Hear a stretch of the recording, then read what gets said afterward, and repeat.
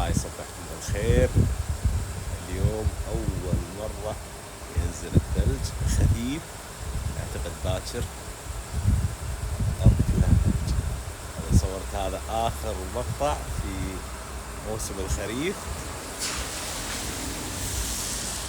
طبعا شتينا لبست الفروة، شوف برد. باكر راح أصور نفس هذا المكان وأوريكم الثلج شلون يعبي المكان كله.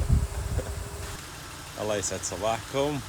الثلج فجأة الأجواء تغيرت من خريف إلى ثلج بيوم وليلة. نسوي الثلج من السيارة، رجعنا الأجواء الثلج. يلا بقى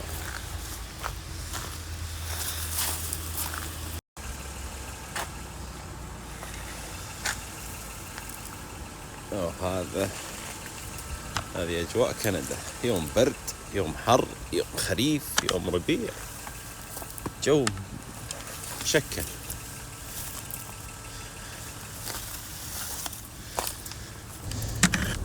هذا شارعنا أصور فيه أجواء الثلج شلون. شوف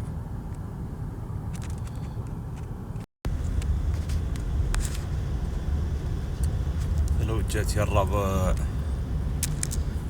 وأجواء الشتاء الحلوة.